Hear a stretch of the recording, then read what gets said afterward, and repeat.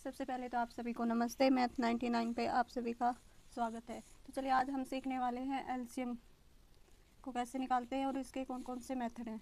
तो सबसे पहले तो हमें एलसीएम का पता होना चाहिए। एलसीएम होता क्या है? तो एल का मतलब लिस्ट, सी का मतलब कॉमन और एम का मतलब मल्टीपल। कहने का मतलब है कि वो मल्टीपल जो कॉमन भी हो और सबसे छोटा भी हो। तो हम यहाँ सबसे पहले दो नंबर ले लेते हैं, जैसे 4 और 8। अभी इनके मल्टीपल निकालते हैं। 4 के मल्टीपल क्या हो जाएंगे?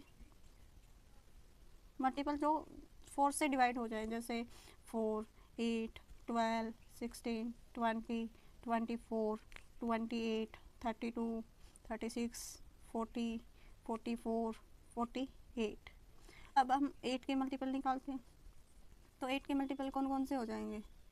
तो 8 से डिवाइड होते हैं, जैसे 8, 16, 24, 32, 40, 48, 56, 70, 64, 72, 80।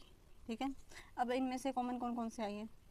और इनमें से कॉमन है एक तो 16, एक नहीं, पहले है 8, फिर है 16, फिर 24, फिर उसके बाद है 32, बोथ में है, फिर है 40, फिर है 48। लेकिन हमें कौन सा चाहिए जो सबसे लिस्ट मतलब सबसे छोटा हो? तो सबसे छोटा कौन सा है? 8। तो यहाँ से एलसीएम कितना आ जाएगा?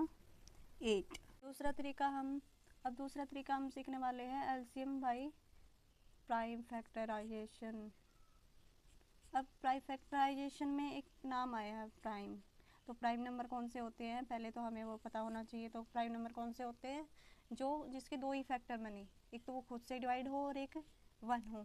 जैसे हम निकालना चाहते हैं 12 और 6 का एलसीएम, तो प्राइम फैक्टर के द्वारा बोला गया है तो अलग से बना लेते हैं। 12 के फैक्टर बनाते हैं हम।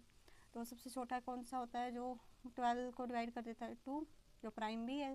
तो कितना आया डिवाइड करने में? 6, फिर 2 से हो रहा है, फिर आया 3, फिर ये 3 पे चला जाएगा।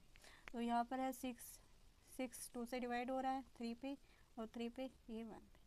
अब एलसीएम निकालने से पहले हम ये देखेंगे इनमें दोनों में कॉमन क्या क्या चीज़ें हैं। एक तो 2 है,